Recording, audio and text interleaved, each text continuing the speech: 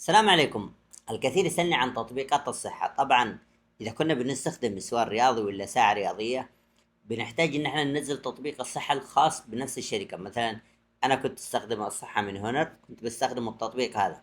التطبيق هذا يتزامن مع الساعة، يجيب لك كل حاجة. وطبعا التطبيق تستطيع تركيبه في أي جهاز، أيفون، أندرويد، سامسونج، أي شيء، لأنه يتنزل من الجوجل وعلى طول تثبته، تفتح حساب فيه وتقترن مع الجهاز وخلاص يجيب لك كل المعلومات: الصحة، معلومات النوم، معلومات الجري، معلومات السعرات الحرارية، كل حاجة موجودة في التطبيق يجيب لك هي.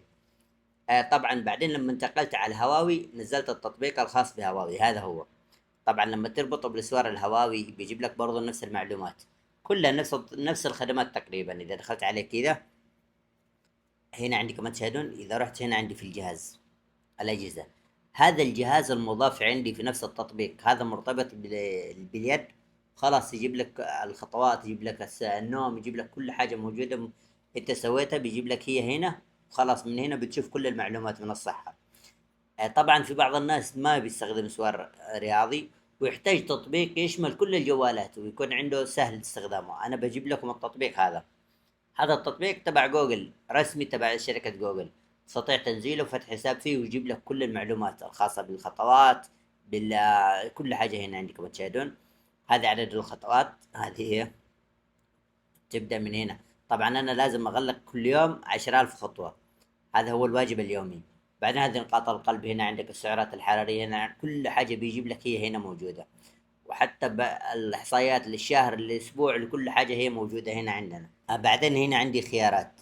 هنا عندي إضافة ضغط الدم، إضافة وزن، إضافة نشاط، تتبع التمرين. طبعا طريقة التطبيق هذه، تفك التطبيق طبعا بحسابك اللي هو في جوجل، أي حساب جوجل كان موجود معك، جيميل، خلاص تفتحه هنا. طبعا كل أجهزة الأندرويد يجي فيها جوجل، فقط تفتحه تجيب له الصلاحيات والمعلومات الخاصة فيك والوصول للموقع، كل حاجة هنا. دحين بأحذف الحساب هذا وأوريكم كيف أنشأ حساب جديد. طبعا لازم تتأكد ان الاسم فيت تبع جوجل، لا تروح تنزل نفس الاسم من شركة ثانية. هذا موجود في اي مكان، موجود فيت تبع جوجل. اذا دخلت عليه كذا اول مرة، طبعا مرحبا في تطبيق جوجل فيت، تدريبك تبع النشاط. هنا بيجيب لي الايميل الذي انا بختار اسجل فيه، يا اما انا بدخل بهذا الحساب ولا من هنا بستطيع تغيير الايميل ثاني. طبعا اخترت هذا. طبعا الاسم تستطيع تغييره من جوجل مباشرة. هنا المتابعة.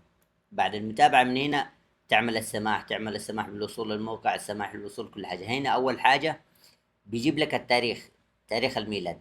طبعا أنت بتكتبه، يا إما تكتبه دقيق يا إما مش لازم تكتبه دقيق، هو فقط لما يكون مثلا العمر مثلا 30، 40، 50 زي كذا، عشان ينبهك بانك تكون رياضي زي كذا، وهذا شو اسمه المشي يناسبك كذا وهذا يناسبك كذا.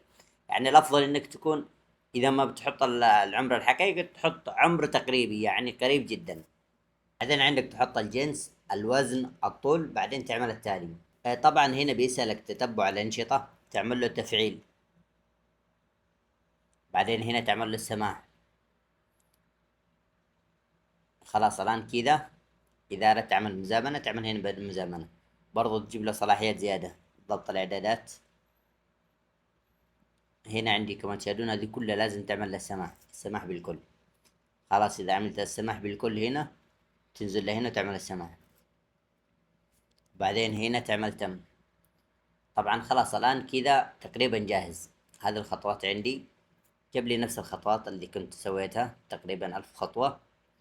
وهنا عندي هذه حق القلب، هنا لسه ما جابها. إذا مشيت بعدين بيجيب لي هذه نقاط القلب، وهنا بيجيب لي كل الإحصائيات اللي أنا بسويها في الأسبوع، في الشهر، في اليوم، في كل شيء. هذه بتشوف هنا الأيام. هذه مثلا إذا كانت الدائرة هذه ممتلئة، يعني أنا كملت النشاط اليومي. خلاص بعدين التطبيق هذا من الميزات اللي موجودة فيه إنك تستطيع تنزيله على أي جهاز، سواء أندرويد، أيفون، أي جهاز بينزل فيه.